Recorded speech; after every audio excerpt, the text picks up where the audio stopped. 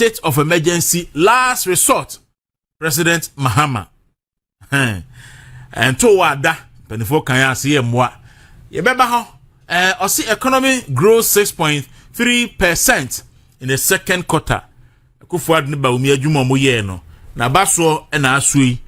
Suicide cases rise 175 deaths in 6 months. Tiano so the Democrat any 200 corruption related cases under investigation. And Mahama so ena edi etu idwam.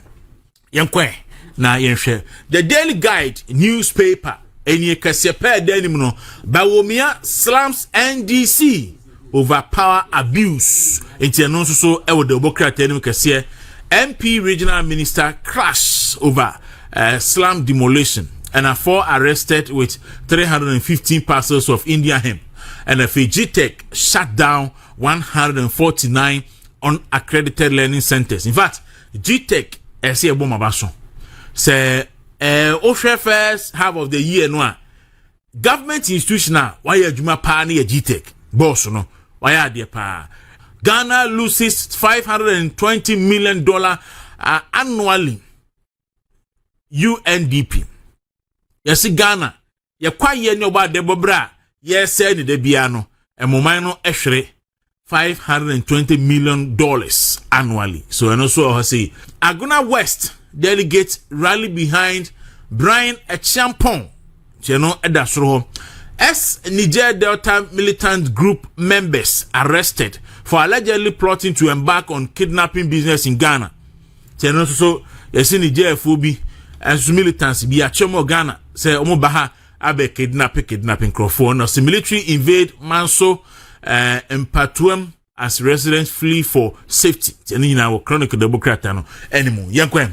Endra Ghana mampani John Dramani Mahama Asian Central for.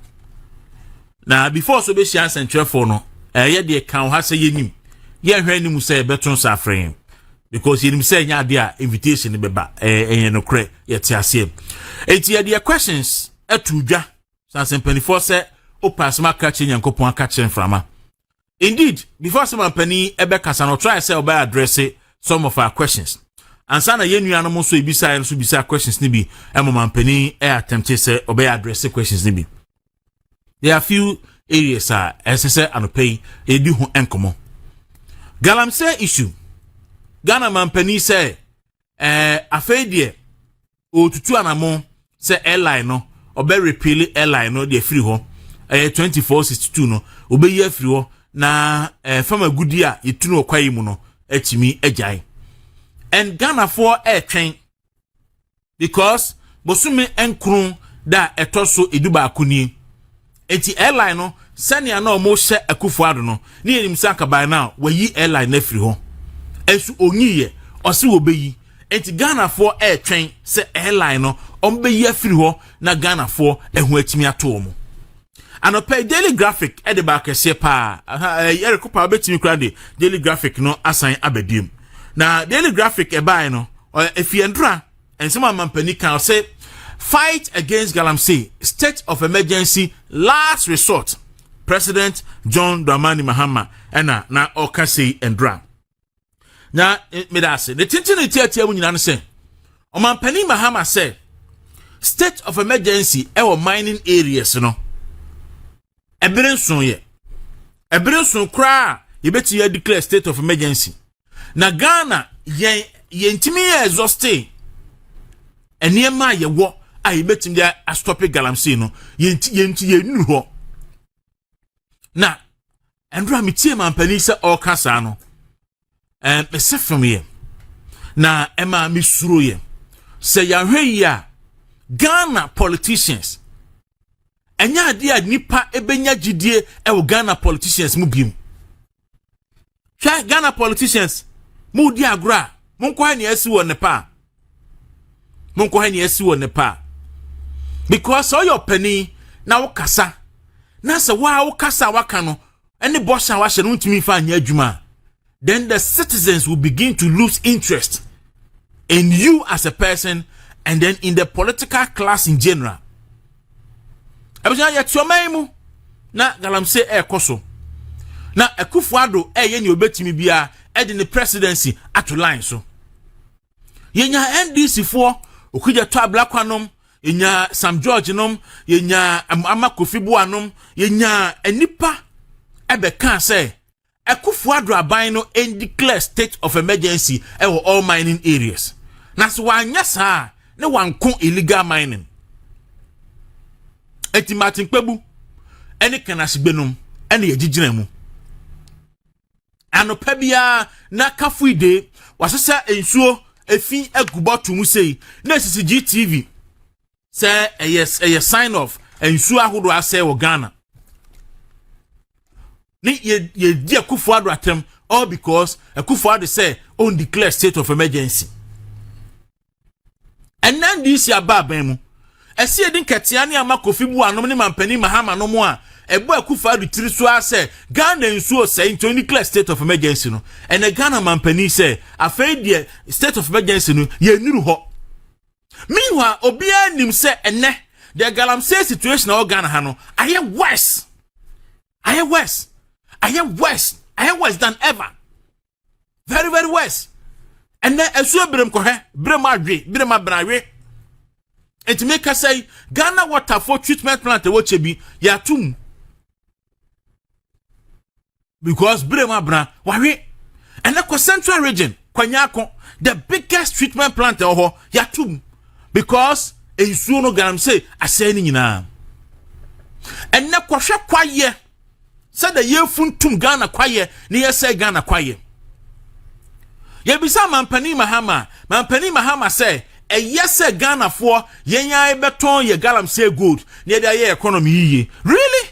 Is that the reason why in tia or mampani Mahama task force IGPT ya no more call round ACZ excavators SSS fine no more change microphone must stop it task force some more money. Is that the reason why mampani is it the reason say and that Galamsey gold no and I would strengthen Uganda cities and our kinds of gold board no and nothing and ne one me a jai Galamsey fights na and nothing and Galamsey for I emboldened and ne amunama bontia omutu SF magudi na in any case and me be prove the hypocrisy of our president.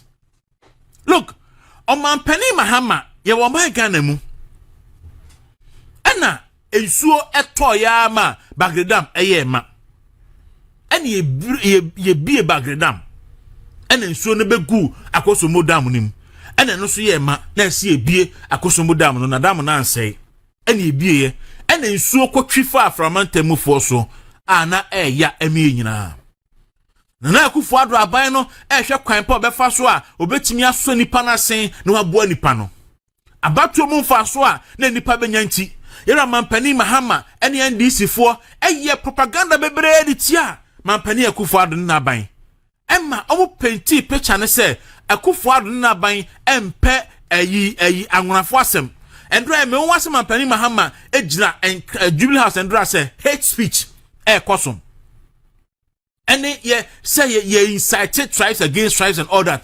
It started with the NDC and it started with the Mampani John Dramani Mahama in opposition. They went there, they went to the voter region and tell them Jifago machine no kuja Tr0uble kwanum and paint the picture say Akufo-Addo don't like them. Now Mampani Mahama catch the Akufo-Addo say on declare state of emergency e baby a isu afankrofo no.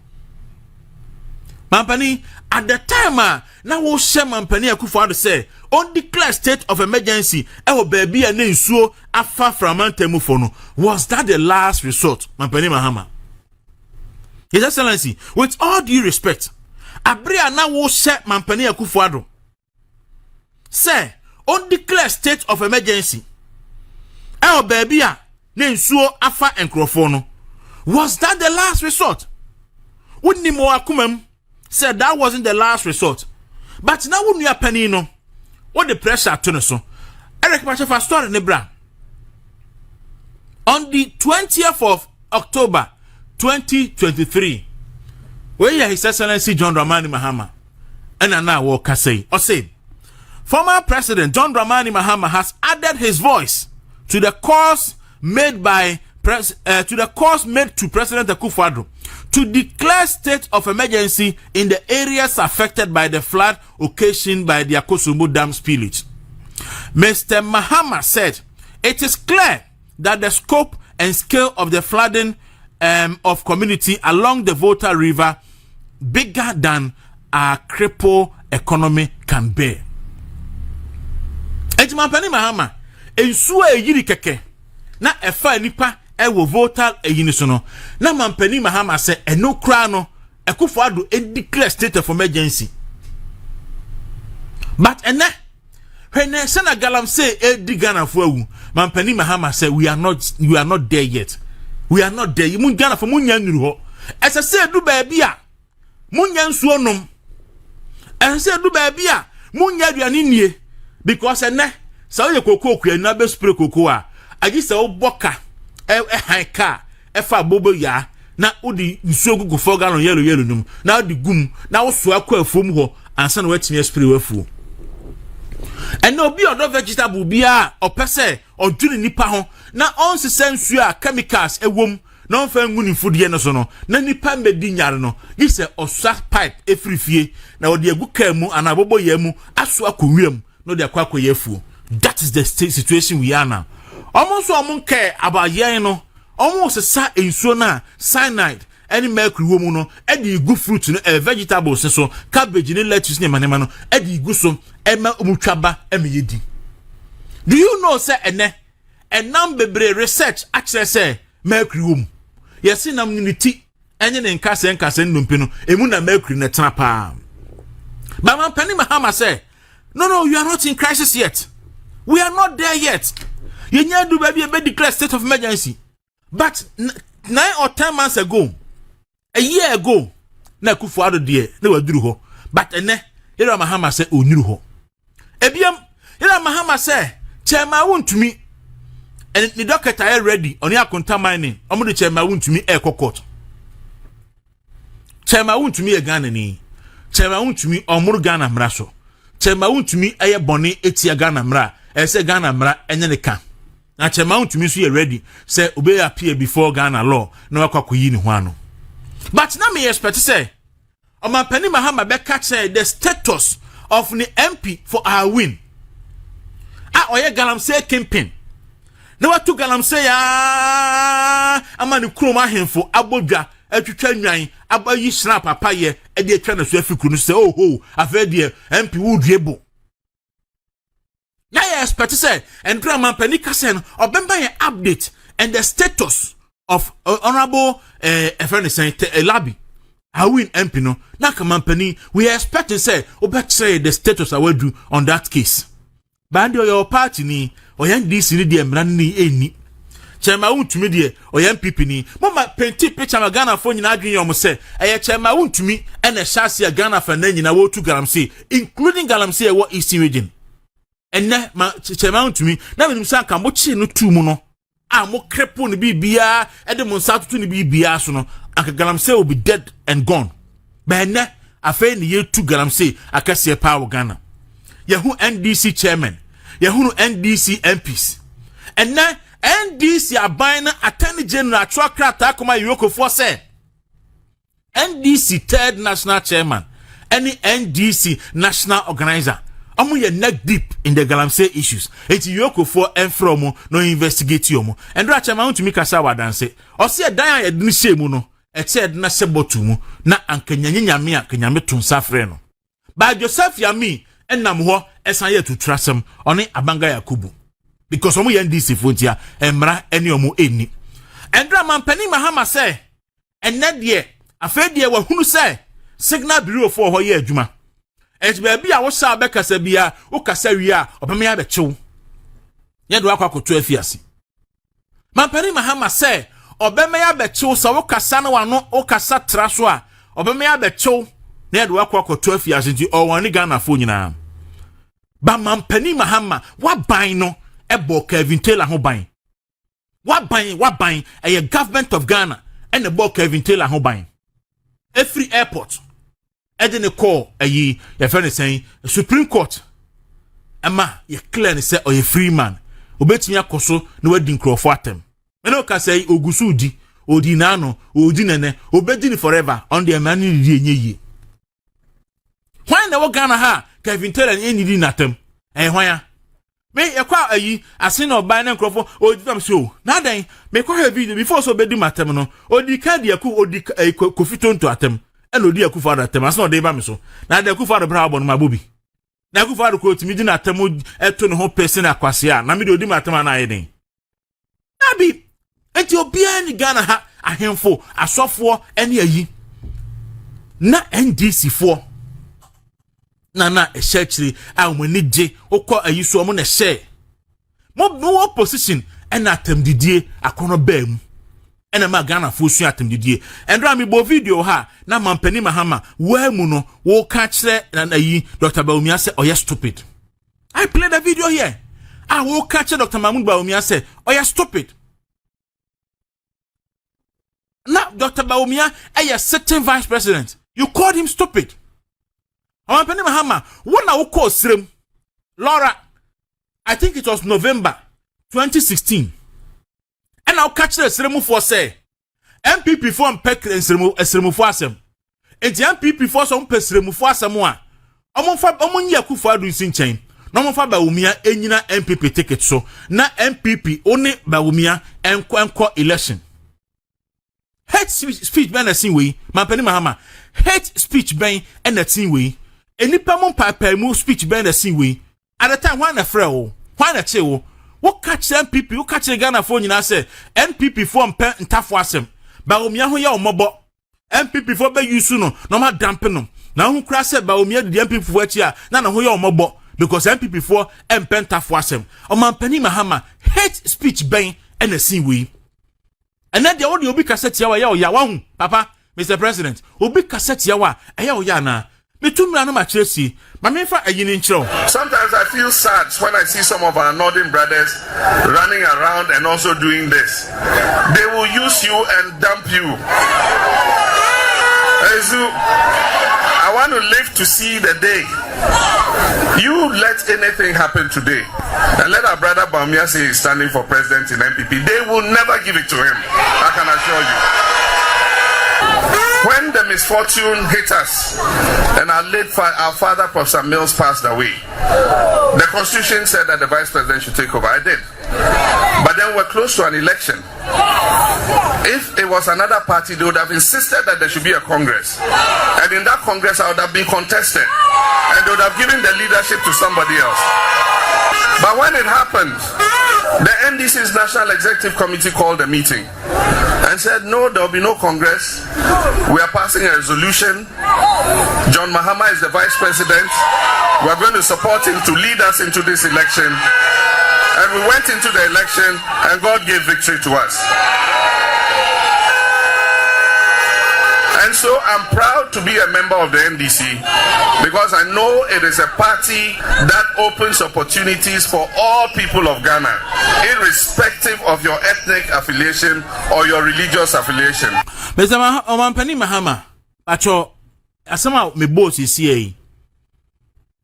Hate speech ban the same way. Say a whole former president. At the time, no a certain president. Now, Ukojina Laura. In fact, there's another video. I will look for it and play. Me another audio. And they can straightforward. Some people for pay. Say Bawumia. MP for some people for some non-people for vote today. Oma Bawumia.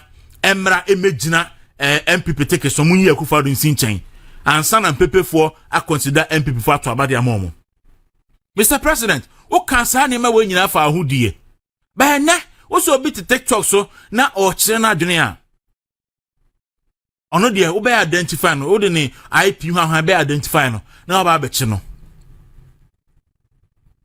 Wo betimi aka nipa ne bi ekasa abo asom yem ebre bi. Na won't kai say, won't mean ka nipa nyina kasa abo enso mo yem ebre nyina.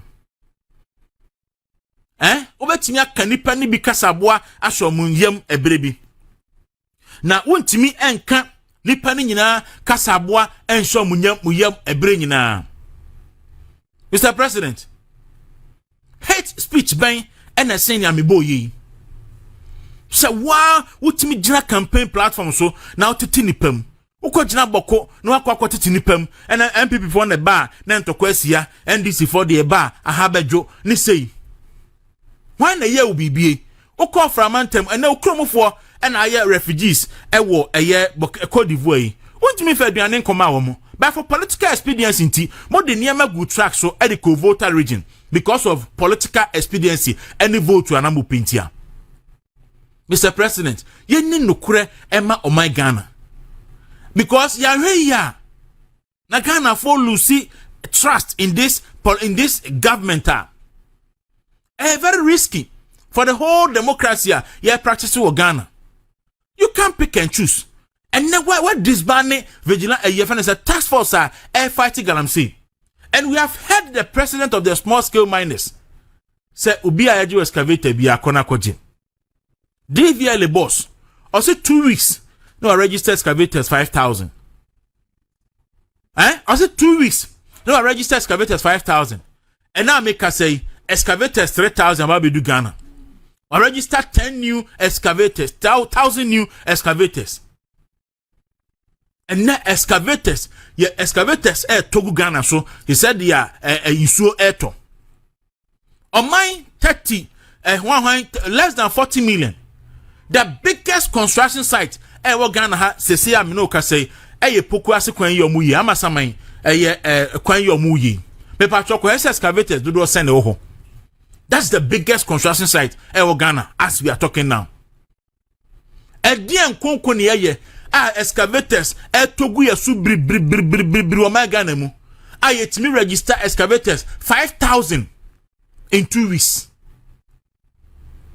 because yes gold board stabilize CD maybe you benya gold na feel bia de and en fire ho ye de an say yenya good na ye de boost economy wow and the Ghana for nchirima 20 years amosom be importing su no patcho 20 years na ewa man hwe yi a enu bere ase to so say dia by 2029 Dr. Bawumia ebe take power no na Ghana for ashase ekrensu mantie the course so no de but enemy can kai accepts kakra because when we say omampani Mahama enya dia wo ka asem a ese wo nipa wonim de wo de life wo ye no kogidie me mahunu se nya nipa ba ko e wo politics mo a enukure ni mu pa ayo mampani John Dramani Mahama nukure pa e freno nukure no oni no eni ayonkofa bia enti me asem ba kan ne no minimi say or can be a keke. I know about voices. What can in some of ya tibi. Me Galamsey hold the kakrabino. And I make can be. Abano by and I don't be a number to number Yamitia can say. NDC for Galamsey or Mon Conin net and Conichina. Because I don't know the baby or mine. That be an American. Sir NDC, a memo on Babuni say no. Galamsey and Umdi Babu mine. Enti oma yo magin say omo party man de omo be every source omo amoma ye Galamsey no enti magana fo nye dede ha ye ho say Mahama one na ndisi fo be kon Galamsey no mama ye ha ye ho saade no and true to that nya ne no abi na no makin omo nya o magin so be kon Galamsey na no na say o ye nipa unu say omampani Mahama ni suba akoye se bonsam pepepe na da kwan no de tia asase we so because who opposition there wutumi no say Galamsey no enye enti o mampane o te so sabre no entu Galamsey ase won declare state of emergency wonye say and now ba ya o say Galamsey there yentimi ntu ase ye na de di kan say yetu Galamsey ase a gold de kwabro chire ekoton no eso bete eno ye one etosum ye nu Galamsey ase a emabru nya adwuma anye na sabra mampani akufado tiso na now se ntu ase no eno de ne etu ase a gold de kwabrochi na so nti sam na mabru nso adwuma nso enhwere wo no mo wosi ye declare state of emergency woni wan DC fo eno de obala wo se eno ye last resort say eniwa adwini mu kura say state of emergency we be declare na Ghana fo duaba ye duaye no afifiri aso enura ene start ya yeti edi ebra man panihia ansem telefone no ene yehunu se duaba se nwuno se do ye nyina ne yebedi ne fie na ya edi animu na next time wotra ma obi di ne catch my boys chire mu na be ka dokodoko sem chiro na gidi a esewara NDC for died that yam from 1992 rolling style e dia besi ne Ghana for ni nte da bia makwan mo be dada ye eye niema kekansem a ensem fatane yakoto aba mo omba no mu di ani a na yesu enu a mehunu se Kumasi PZ yebu buo mo mpata nyina egu afa no mo kem aba yakoto ye nam say keep quiet and suffer buti Kumasi mo nkoto aba mo so mo nkoto aba NPP fo ho ahi NPP fo ho ya arrogant fa hin ko sin ni yebu mo mpata tuma no aduane agudi a muti Kumasi mo kem you keep quiet and you suffer because yen ye due aduaba no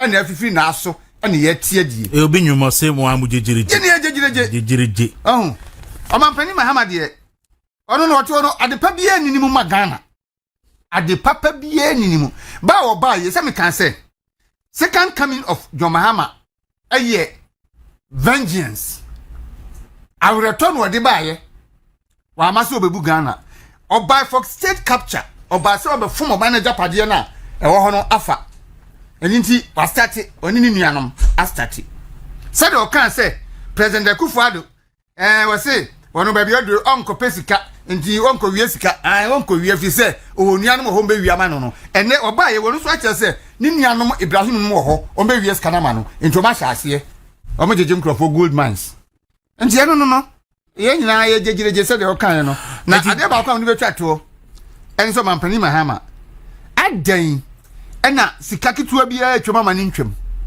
ade why den yet ha ena nkofo kodi bone ne atwam kokche US Guantanamo Bay hine fo bi ya pa mo makom krom no nya ba bi fo mo fa Mahama se mi nie mo famra sika kakra ka ho nti enne ya tise ya se US for deport West Africans bia we se on de obaje o mabagana ha na West Africans no wo de omni omayom free mu enti so Nigeria ni a nyeno ase ye two plane free ya kosi on Nigeria airport so won koni fie no betina airport wa no ntena ho ade na so me Ghana eno so kan de me da asase mu ehu asem ba ya che Akufo-Addo ene ba se ye hu Ghana for 7,000 ewo US ai pesi deport of dem ba Ghana ye kwa hwie mu no omo ye Ghana for ebi nye Ghana for because me kai den foreign affairs minister ni Ghana ambassadors high commissioner ewo US me ko back and forth be do baby kra no America ban sanction Ghana for si do baby or the restrictions to penifo bi so ne ade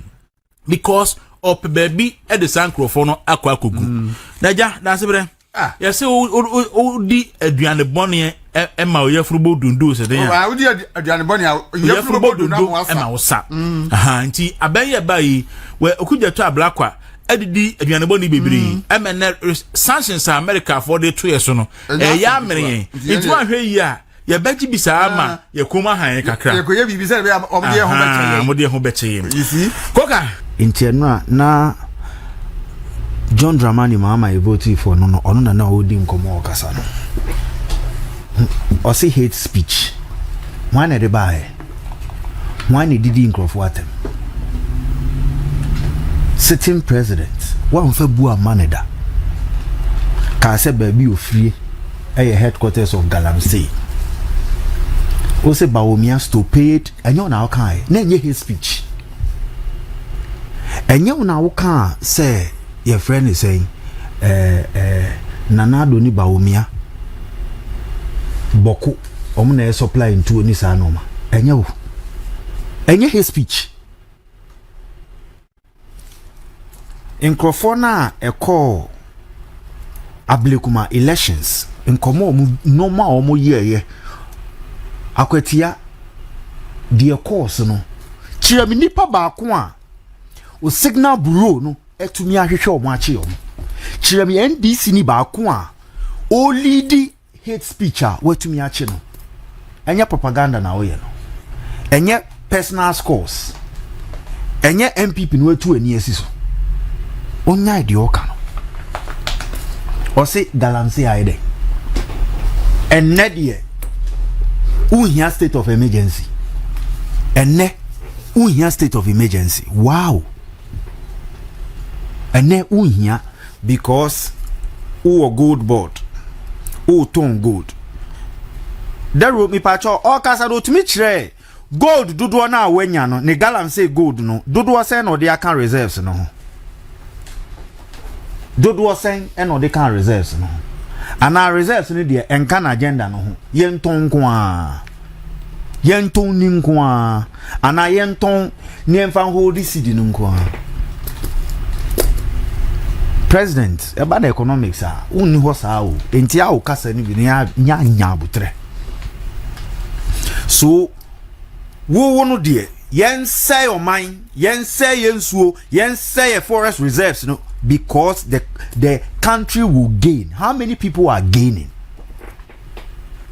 The cost of Galamsey our nation so no what to me is high evaluation no what to me ahwe enko kana mtia excavators na e movie anajo no some catch us 24-hour clearance no na ye for omo adwuma Galamsey businesses ni no ma na omo pese omo ye me pa ocho sa Galamsey na now see movie akọ security location and now military location excavators no ubetumi a location no ni enko ho show us don't Dramani Mahama let us know the location now who can say excavators no mo dey ko no Crocro the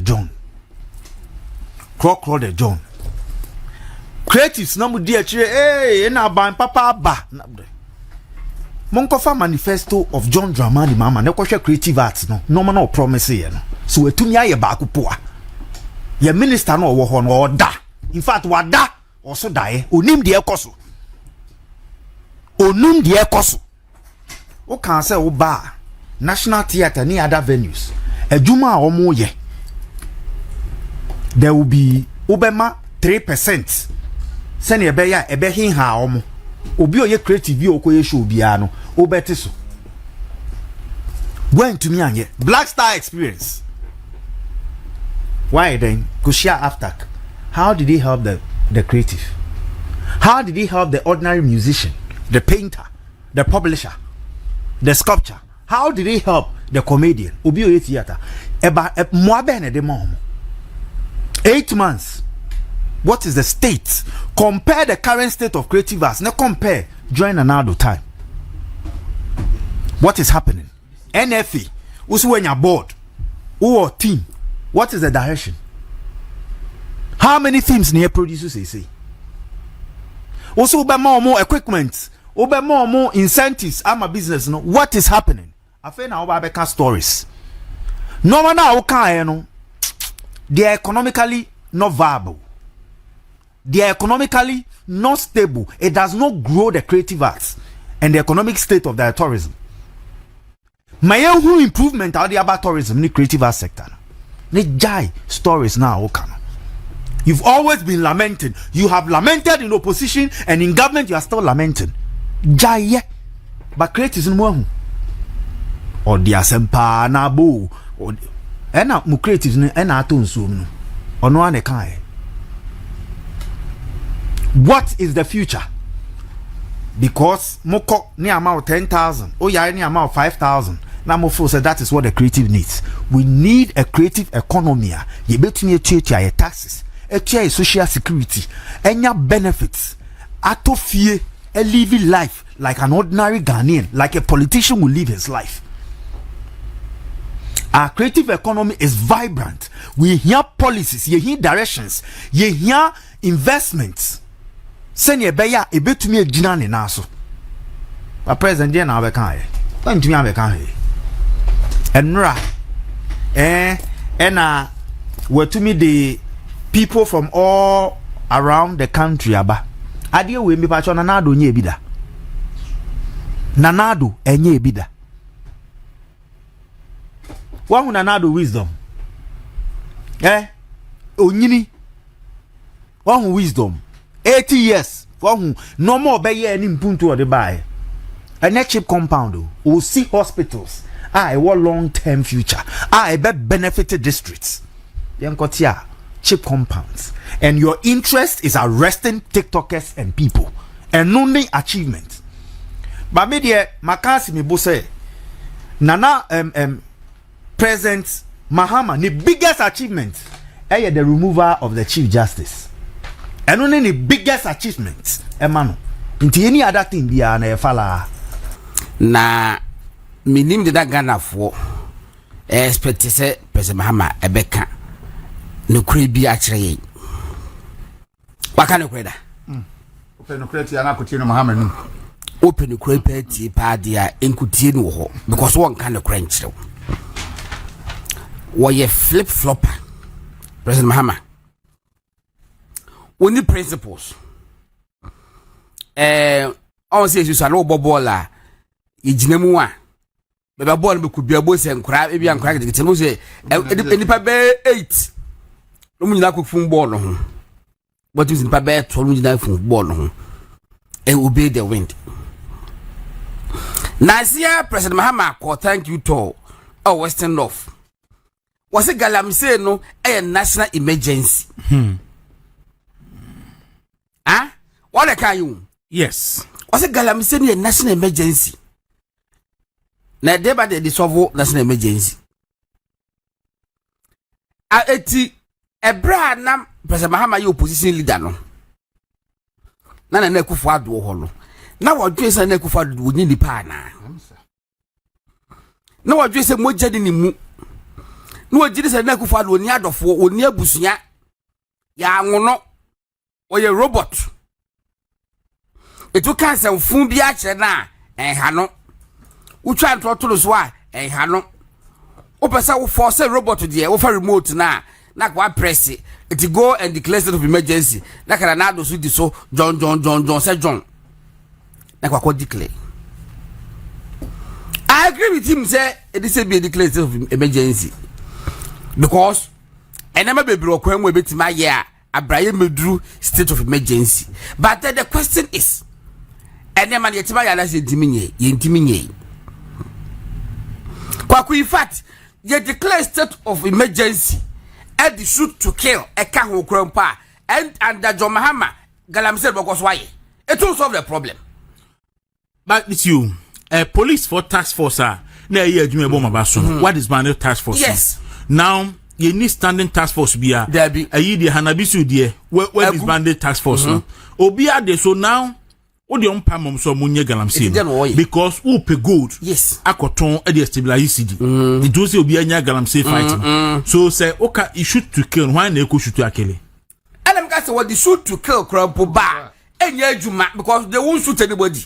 The only person that they will shoot to kill is why MPP ni any NDC ni a scan one person ba mu bi opero metimakum kwaku ade ekoso no there's national complicity. Omane kahu. Na when na madwe ko back. Over can you? Am I ready? When na madwe ko back say Sam George ne vetting. Was na Akufo Addo directly or benefited from Galamsey. Benefited from Galamsey. Directly. Direct accusation. Now wa Canada Abraham Penye eti ho. Oko opposition was catch. Can we use the same words by Sam George to say John Mahama is directly benefiting from Galamsey ana? Can we? Na say you be na because one no kan. Sa what saying? O say Galamsey no. Say ye jaya gold we nya de kwabro amono ne koton no. E beti enti revenue be nya free na so beti. Enti or benefited directly from so no your president uja ba kun o si uja so amebunu na ye adwuma enye adwuma ni sa se no wakada wo wakaba no opposition no repeating to ka say is sacrifice and so now we are sacrificing our land we are sacrificing our forest we are sacrificing our water bodies so that President Mahama will get accolades ya ka say oba otimi bu ma which means is directly benefiting kan yin ma mintie Matthew sympathy bi mienu nchemu aduanan nan ne aduanan mu se ena o se masama komedian na me fi mu me ba anu mu na oba obeto se edampan wa prapra mu na wasiesie mu ena okọ no okofa ahonhom son foforo a woye bone sen no ka ne ho na obehye ni mu etena ho na nipa no akire asetena eye bone sen ka ne de no saa nso ena beye nema abone efui Erade asemni esempa so say asedanka erade amen say we put the gospel say about that be kind 45 di be misro pa 45 no say ana okọ na okofa ahonhon son foforo a woye bone sine no ka ne ho na obehye mu tena ho na onipa na akire ya setena ye bone sine kane de no the second coming of John Mahama eno no bone any Matthew 12:45 bone oba ye do what the ahonhom and so me ya bone e che wono first one and waba no kwaku be besi wo madam asenti endra metie abranti bi efe no Solomon Usu na wo US ana a wo di akufo ada to no MPP ni wo di aku na metie no na me wo fada kabre ye interview ni tefem ana metie Solomon Usu ka say John Mahama bayi Galamsey no aye west before them patrol media foundation for West Africa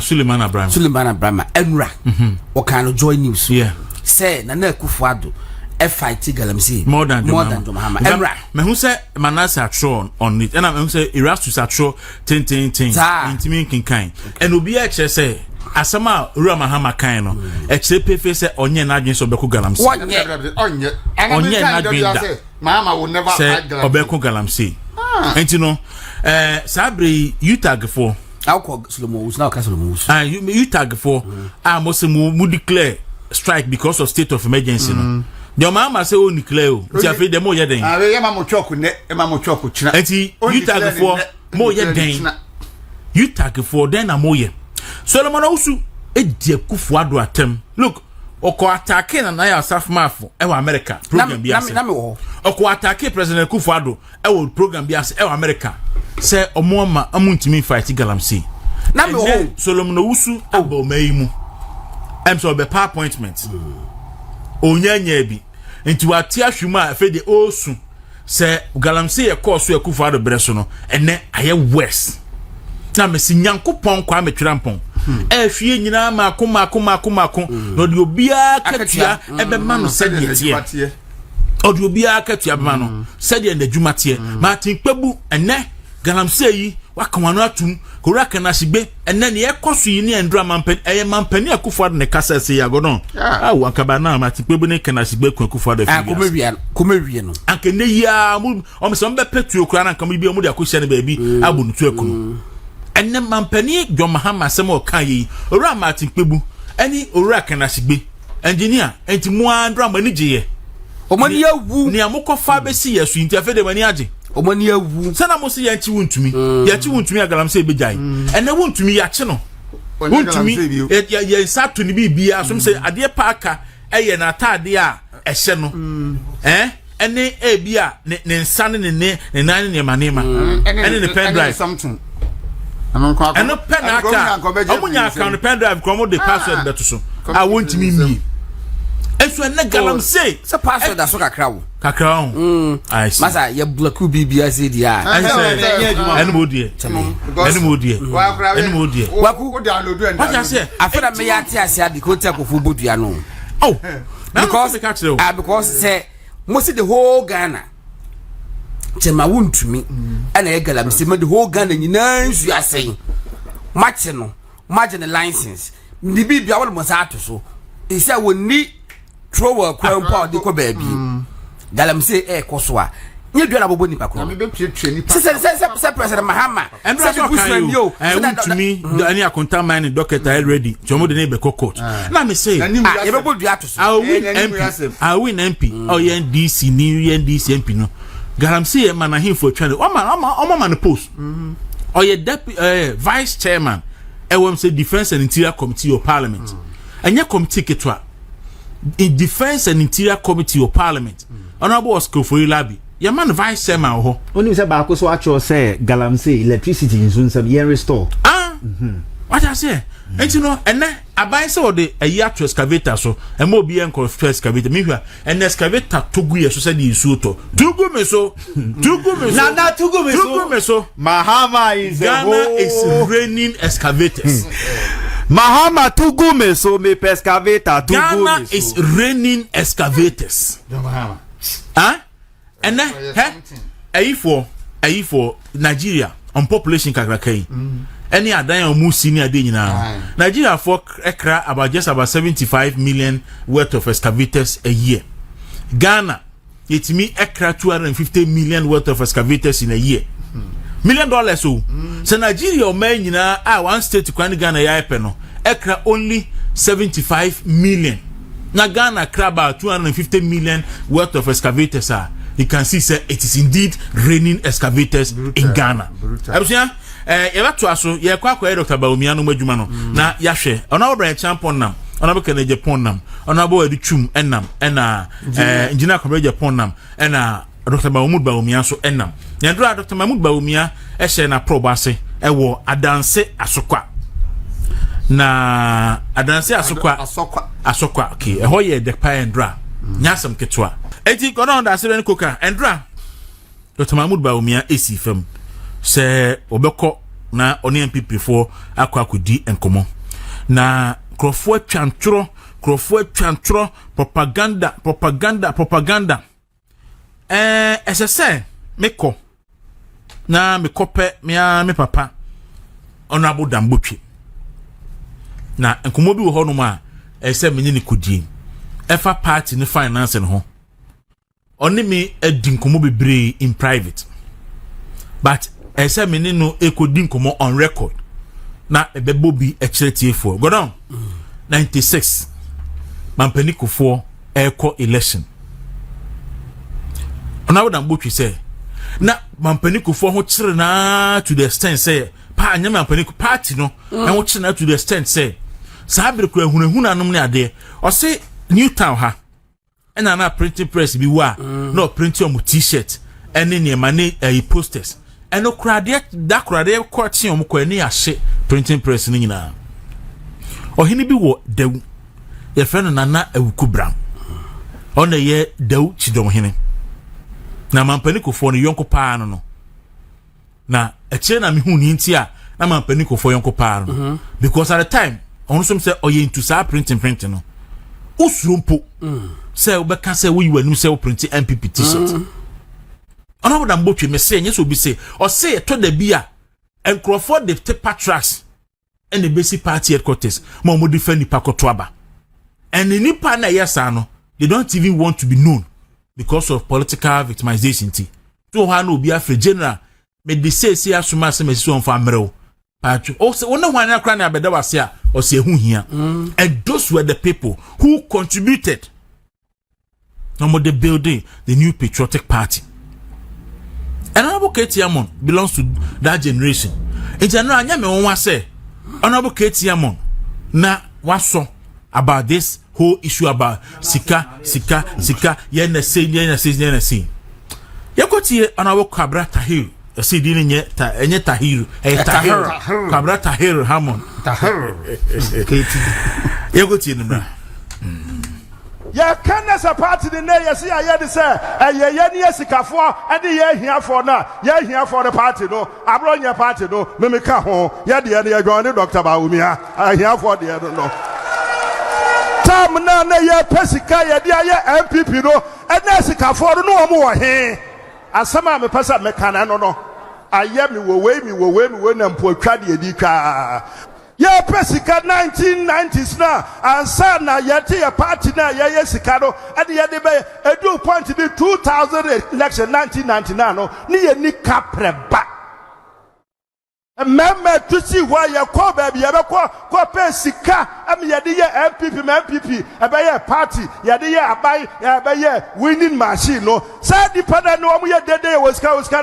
no omu ni ba bia o no wo mu kapredim yadia yetu sakwa no monte say ye gwa yadum wagada ha say ade ni pen bi ye din yes ye di bi ko but mo ye wasikafo mo hia wo a mo misa won say ansa na MPP ebe win first election no emma na mo discover do mo he enne bibia ba ebi mo afakwa bi so wo mo anya sika de chawo to mo di twayempoa let me ka hia for party no ho abronya party no me ka ho Dr. Bawumia woka ho pay that wo twabrofu bi okoshe mosa or say unfortunately Zimbabwe do not have the kind of money that is being splashed around. just like the rest of you. Me too, more appeal. Me ye note me come on. You are kasa. Only says can be. More says can be no. One the only delegate no. Omu ye ni says can be. More musikano. Monfa. Party no. A member. Moja. And the idea. And as I saw for. And nezo na medasu di ginano. Ye ginano. And yes kasab.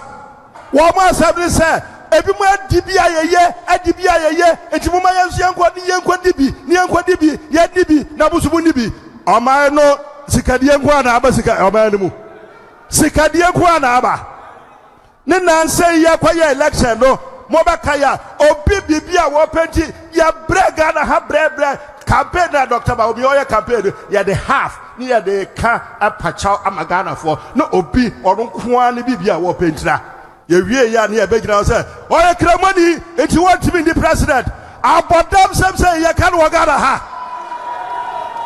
ye kan say ha adase amodimatra mfie aduodu nine na munim say ye kramani papa we mo hwa ni o ma na ya yi no na sanne program bi okoye no abrochire ye ni abrofo de betara ya muhu na mo hwe me se beti brofo na me tie papa brofo wote abrofo mu na economics na wo kadam say inna lillahi wa inna ilaihi raji'un ya fa papa we ya my president wo gana ha ya be bro top. All right, that is Honorable Katie Hammond, a former MP for Adanse Ay3ka and then former trade minister and Motese Okasano. Then Dr. Bawumia also responded to propaganda via Ay3ka. Now, sa propaganda no just after election, and then they will say it. A honorable Canadian team in the Châsing. Kwesi kwatin, and no one Châsing. Say Dr. Bawumia call election no will lose all Zongo polling stations except Efutu Zongo. And now no honorable Brian Champon so Asia and Crawford will be TV the hotel ho. No so editor so sign Dr. Bawumia elusu all Zongo polling stations except Efutu Zongo. Inti had never be ma enyi. Also Efutu how no ma. Efutu ni constituency wini ba na ekuru no. Okay. Inti wini ba Zongo. Yo. Enti Andra Dr. Bawumia responded to sa ade no so. Yenko tie no na fie ba na ya hede be no. Propaganda that e wo ho no say that etoso omuka say mo nyina mo tie. Say Skramofo, Zongofo, Omoantuaba, Ama, Dr. Bawumia. Samotie. Hey, me tie, me see, hey, na data ye wahi. Because me de Ubeka Inchireme asema me here, Ejina so, o me see for data ye bra. Na, but sa propaganda no na emwe dim papa na enenam bibia say oh Skramofo Antuaba Ama, Dr. Bawumia, ma Antuaba Dr. Bawumia. But me share data no more. The story is different. In fact, Zongos no yenya votes in 2024 as same votes are yenya in 2020. Now, presidential aspirant Bako Eko Jina Hoka say Dr. Bawumia Zongos no only one polling station and we the whole country. Samotie. Or say one, the whole country. What is propaganda?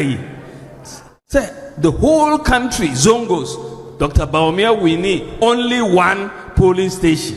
Ewo, Efutu ho baby.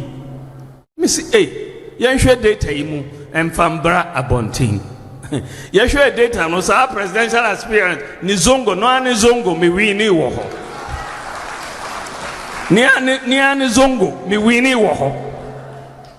Na uba Ashanti ya, uba who said many of the Zongos, ye appear votes, even though ye winning many constituencies.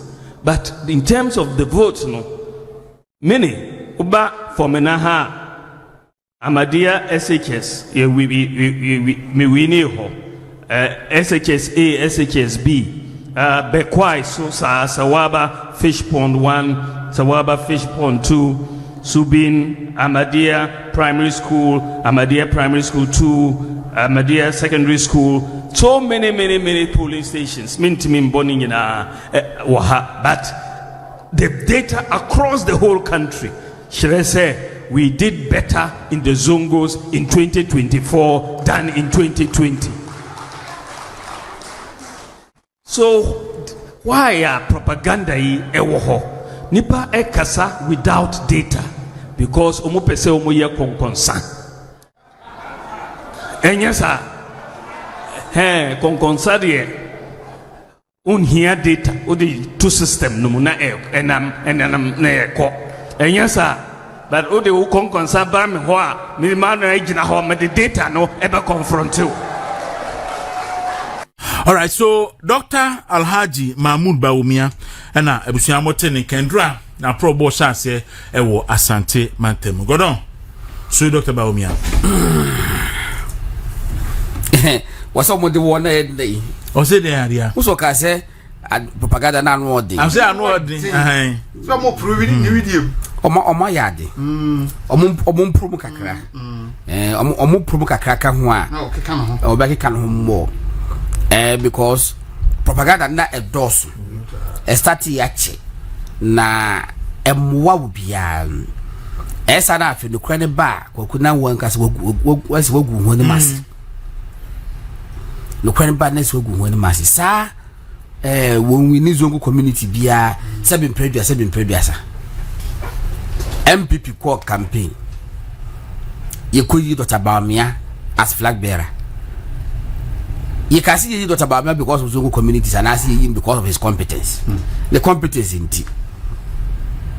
Yegina yejiri say enema bebre kabo muntina ye winning elections no. Ye ne sorry a ena o ma munyuma. Ha? Na Zongo follow mo munhia adwuma ni bi. Ye ne sorry a ya ba mo adwuma ena echebe mankofo we mu omumumo ena say ni say na ya ma na ya mo adwuma no. How do you expect say Dr. Bawumia should win the election? If you think say Juana Yama or Munti, a county you lose you dia, how do you expect Dr. Bawumia will win the election? Enti media everyone be say campaign was started and almost say unyan started. Na we na fidi big me say bi wo Ashanti region o kohwani fidi ke kedwa sa bankan. Enti no mponi I think say campaign no a be good for boot kakra, and for me it is good. Ubika saboto so let's say no kra brabe chechim. I won't chechim matana ho. Won't chechim ma e dey da no be shama obe shed them. Chechim matana ho. Na it is in its own interest say. And what's the workers who put paper? It is in own interest when the opportunity say ya obe chechim simnum. And na me sati ba kono kan support wa wo dia ma party no.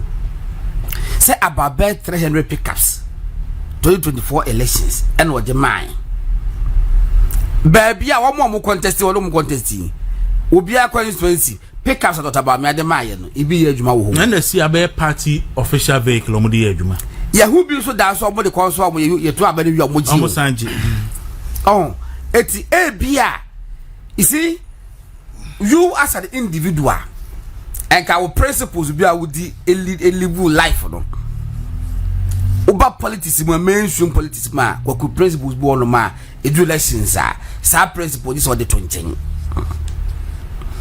kwaku Dr. Bawumia enkofo wa bo mo tum school fees papa yi jahan wo bae panimu a we MPP ni wa ba ha se wo yirewu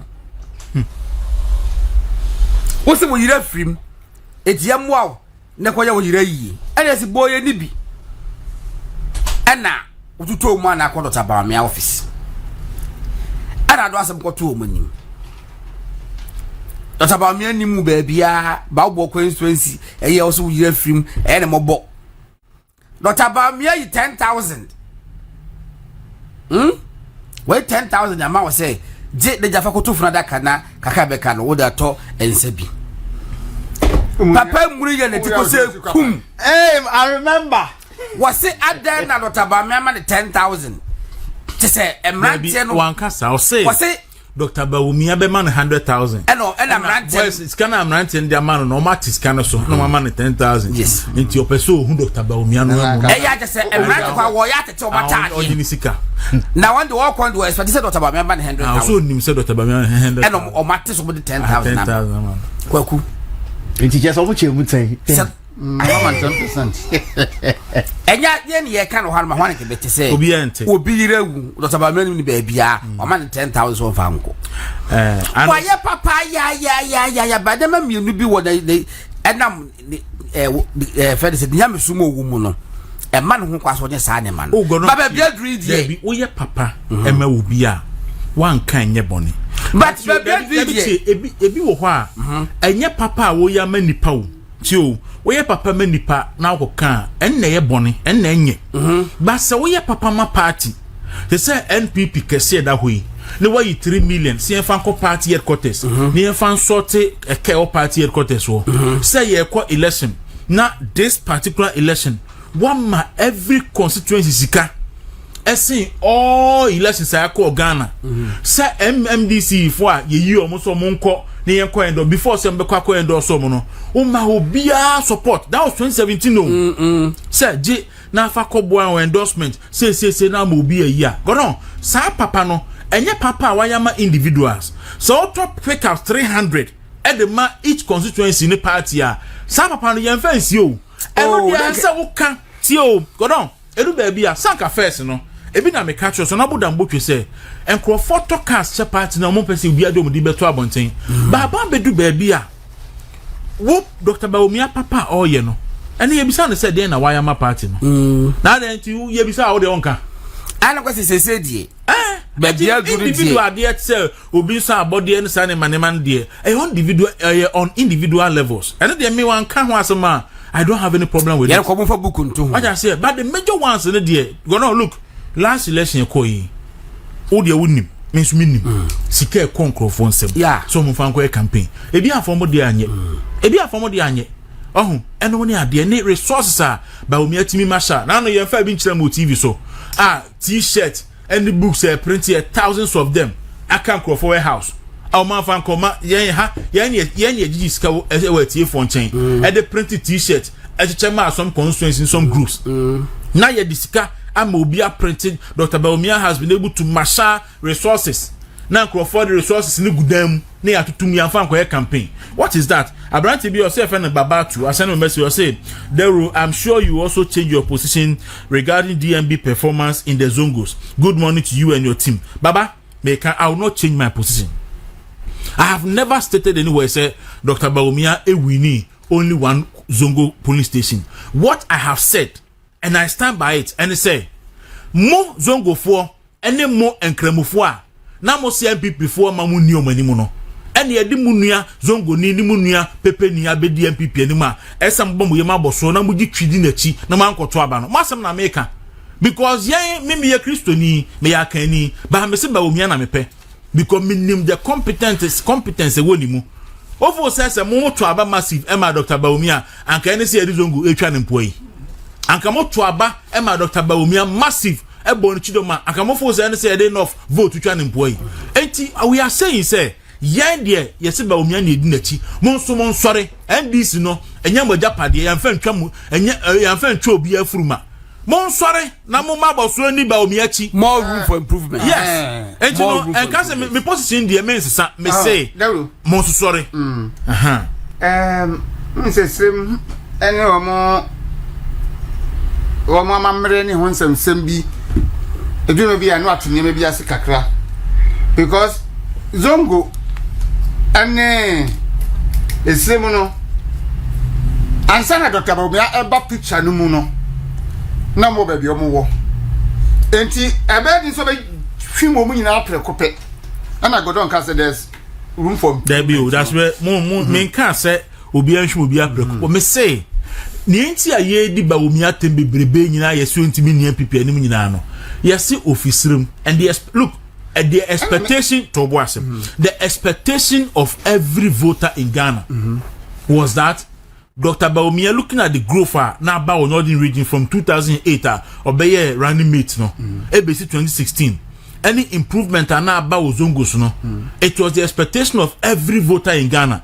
Said Dr. Bawumia will perform better in the northern and the Zungus. Well, and I'm massa. And American say, for 2 move prevention ye. Me for 2 because me say, yes, ceremony. No, and the argument is argument no what flown. Yes. Because I no Jina Fanefa. Maybe. A same vote, and ye can once. Your Mahama is ceremony, Bawumia is ceremony. A sim for Mamre Bio. So no your penny pradia. Omo de say no so mo ye no nyame ayadum ye say nya pani ne firi kwan mo mutumi ye fa no ntwenchen na ye hwede afi anase mfie na ye di anim no ebeko me enura Dr. Bawumia ma manage because adwama na ye nim no say woni adwama no say wo ye jata wo sim say jata na ni nyina ye nipa bi ntia empanifo se opam hufu a otu ne bema opam hufu a otu no bema na ye kasa oti nso no wan ye yuti no wan kasa oti no yi boni that's it godon na emwa Bawumia de aboa nkrofo hwe papa yi a na no se okwei emwa Dr. Bawumia de aboa yes onka senti na mukodi ekoda na papa na no abetena baby asi wonya hwe no a first ekoda no akwakoje no akogina baby nti na no meka hu ba akra me aja oye ni pabonini because ni awanya Bawumia hono se me da wuru kura menya emu 5% ya sanka me adwuma ya ba na nka me megafon enam krum mame nka me di na wo de brem aden eduruma bia ene ma na mienu bible no aye nyina ye di akiri no otumi ka to yefo se ema won sabenkum ehuru de won sani fan ye ene ye wan bible kura no anso eka se ye nso kania emfa nhye kodo ase edi sikania dua so ema ehire me nipa nyina ehu enti eye bre bia mu ani de osebo ye na da wo kan se wo ye ankrankra bi papa ani die ense so de babontin asumasi a woni de ni bufuwa na na wo kura no wo yare me na mouse ka ko hospital ena yes eno na tanyen se nipa ye se nipa yare na osufre wo na woman sika ko hospital nti sabe se wodi nkwasa asem kura na enipa de money nsem mawo wa money nsem amawo de a ene wiase nyina bete se enye wankuwi ene de hu hia na mom se wo ya de ma party no de se de politics aspirants no ashase ye no nti no se Dr. Bawumia so team no so ama no hu se politics na ye woni a wo ye mo papa ankrankra no de nye party nti na ye wo ye ma wo mo because ade ba kwa Dr. Bawumia ya da bia me se wo down so asine politicians e wo Ghana ha nyina he stands out and he said wa fa weja la proserium omo ho ana obo omo ka ade no benya firi weja la proserium fo ho enso wa forma ana wo obo omo ho ka we ni nipa ho se wo yi na kuma mu ye papa ma obi na mom se ba party no mu dia ye be se Dr. Bawumia na no akotu 3 million e wo party office se mfa ama wo ento bibi ni obi anti obi edi 1 million ko ya na de wiase nyina se akotu 1 million ti won na ya ade e kiri ansa ne beti se hwe se na Dr. Bawumia akora akotu 3 million enso 1 million no wo de beje fans asene wo obi di 200 pickup koi e wiase nyina ate wo de 300 koi obi anti enya nura nka manti minted obi anti enya no aka nka minted da se Dr. Bawumia ato pickup 300 ama party nda I want to do maybe I say no dear okay also there I wish I can engage you personally. What you should understand is that the so-called non-performance of the DMB in the Zungos was mainly as a result of economic hardship people underwent in the 2024. It's fair sometimes messages need be bar, you read it out. But don't respond. I'm not responding. Yeah, I'm just reading some messages so at the back I'm responding. No, do we have to clarify it? I say send to me kind and to be fair to him. Or see me good morning. The Zongos or Muslim community should know that when President Mahama took over, he built 10 churches for Assemblies of God. The new mosque NOC here. Inti moko to abman buy no we see mosque enye NOC. Inti no so need no see the room. There's okay say bawa ye Nasara coordinator me here. Say bawa Alhaji UC sorry. Etiwa West Deputy Nasara Coordinator, and I also send a message. Also, I agree with you. All Muslims and Zongo communities should also they support NDC is massive than MPP. Gordon is right, but he thinks that they should all rise up and support Dr. Mahmoud Bawumia to win the next election. Almost the to as well. Nobody a buy. Because as I say, of course, all Muslims should support Bawumia to win the election. And as I say, call that tangent, no. And whom you know to her. Now, you say Dr. Bawumia no war bano. A the antiness here to a banomano. The competence, the ideas, the media manual, or between the boom, my and the infano. No, that's nobody is saying, say. Obian call riding on mood, but what we see sometimes as see a team a year name to was it. I know you're watching.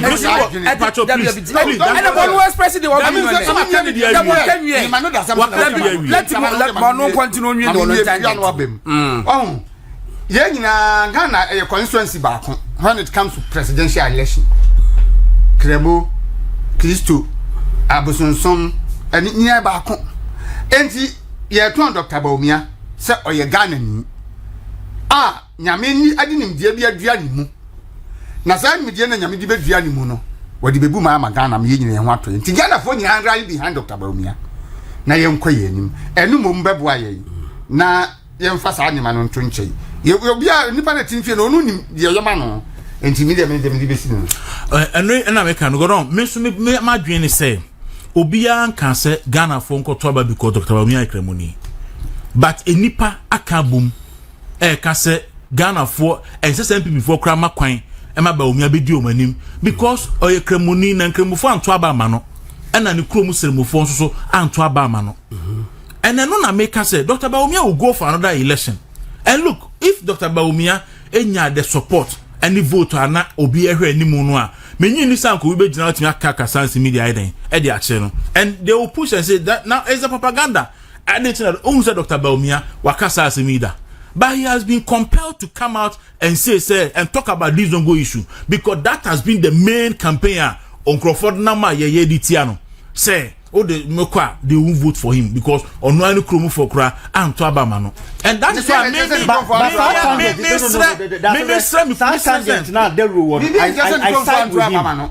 The rule can say we ye muamudie ni no me say that's no also we are entitled to Obin can that's the asamoah ye kan no onti ase Obi anka asamoah ye kan no onti ase nti mo Obin kan de asamoah ye kan no onti ase Obi anka say Dr. Bawumia ye pepe ni nti pepe fo nko ankoto an onka sa na pepe fo nyina nto abanfama no that's all Obi anka sa he say they should no kansa enye ho na eko o se they should own up na they didn't know Dr. Bawumia responded to the Zongo propaganda na they say ko dia ne sa Obi anka sem no a propaganda no a ekoso ne ye kan wa asem say Obi aka dia na they say Dr. Bawumia propaganda on Nkrofo kan ti say ka twa me say and say some this propaganda no be in the first place no but you all can Nkrofo na mo ano Obi anka Nkrofo zongo fo na mo ano Obi anka asema make can say tie mi ye ansa na wagima no esibone me say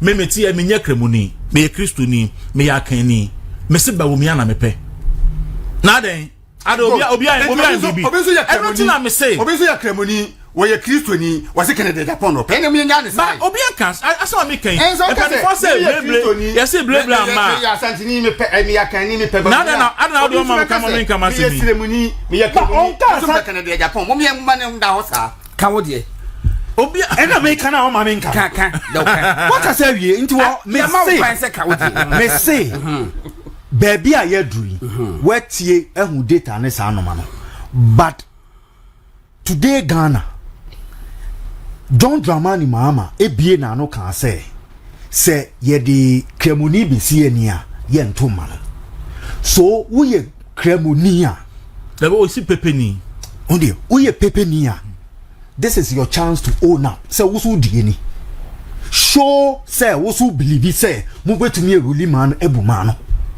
say mo betumi e lead Ghana ama bibi papa abemu what you say that's Ghana ye nyina ye pe and as MPP baby a ye hwa ebeboa edi mpuntuo ne adwuma beba a obia beye equal under the law no ehon ye nyina ye ko into uber so into munnim say into era brand champion all kan wa betifi say Dr. Bawumia winning only one zongo peno now Dr. Uber so chese Dr. Brand champion onya aware say the constituency zongo community of Dr. Bawumia winning ebian winning Injini na teacher for na the research Dr. Brand champion nim say the cons onim police station so winning here and you lose here on the constituency this winning man ko san ko kasa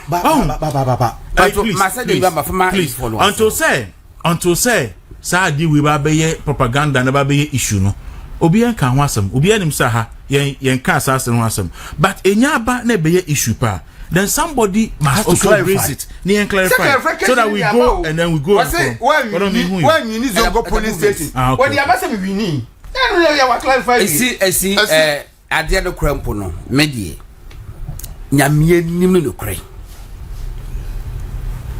wa obe politics say sabi obi asore awoko ne nkofo anto ama no enu ntimi emfa de nkobi ma na wadwen wo fo ma me na Ay3ka mo kan ya bodamsem na wadwen wo fo ma me e ba so ye koto a yi Methodist fo hu se Methodist fo vote Professor Mills say no Methodist Professor Mills contest we lose Central region lose Central region I think twice crown but eventually became the president eti saiwe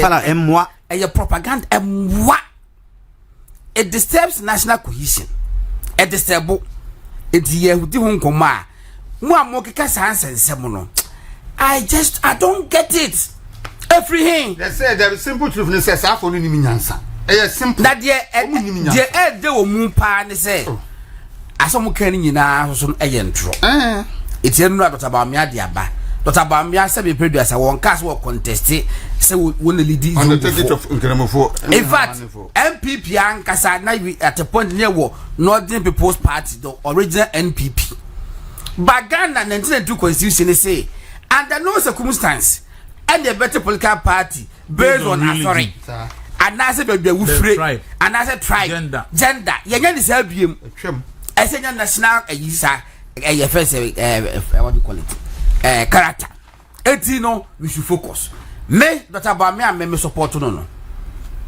enye na sorry awoko say be Christo the Methodist ni me Ashanti ni enye na sorry awoko na be ofre I believe in his competence minimum vision minimum humility how prepared he is how honest he is how humble he is how disciplined he is he's very organized loyal to a fault ya no na wo no be di go so open bi amo be lead wa ye hwehwe na nya asori awoko na wa asori mu wo kwa de sei na me wo asori na wo kan wo kwa de sei wo kwa asori be me kura no woni a mu ye saa didi no eni para mu di na ti a mu ni ye didi saa nipa no okay saa nipa no nkwa asori wonya Kristo ni wonya kremu ni okay my enkohwe Ashanti the second video no ye hwe wi ana abo first one to us why okay we dey hwe wi abo first one to us by DM be I can my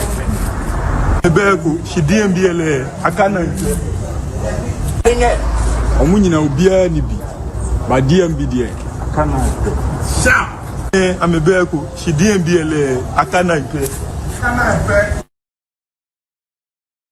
Mimi media man fan koto asasi wa cantonments uto asasi wa cantonments a 1 acre $3 million uto na the tour how many workers now creating how many work and now creating a few moments later I have other ones in other houses how many houses do you have 147 147 houses yeah in Accra alone or Accra, Tema, Kumasi 147 yeah okay something it has say you know and I don't know and you go on Sir,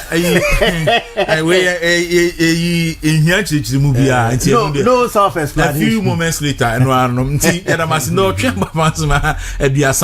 movement in the morning, movement TV, live on Facebook, live on YouTube. And the messages no be and baby agree, disagree with all of us, but that's democracy for you. So, and the most important aspect, the most important part, and they say all we are saying is say ye kotwa ba and na yiro Mahama ba ya Galamsey egi ensemi Galamsey and na ye say enam ukotwa face a obi say o ye say meet kunipa and a meet in my area season to me the face na mere face no so ye say mercury ni cyanide nko a oyi ni ti oyi ni nkase no a na ye say a face containing mercury ni cyanide ni bi nko ade a ebi wom obeka say bi epumu nam na we epo no so no cyanide ni mercury so no ko eden ekoba pudim entino yenyina we are living dangerously nti yesremo yefa enkabom no emra na enema so atimi akose di sitie na wonim sa afi yesi mum enipa 175 na commit suicide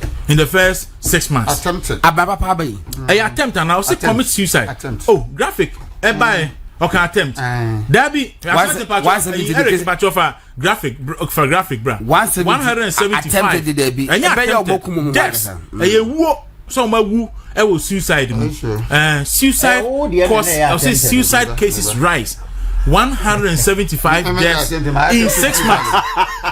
Daily graphic cry a report na no pay deaths and the was into 175 deaths in 6 months. Attempted and Ghana web the fufuro by and you know where nipa can be 175 attempted wo you say across the first 6 months of this month no enipa one Mahama na no o ka say Kufuor man for so okay go no na sanka me hwesa ba obi commit suicide abira na ogina ayiso no pilot Mahama ba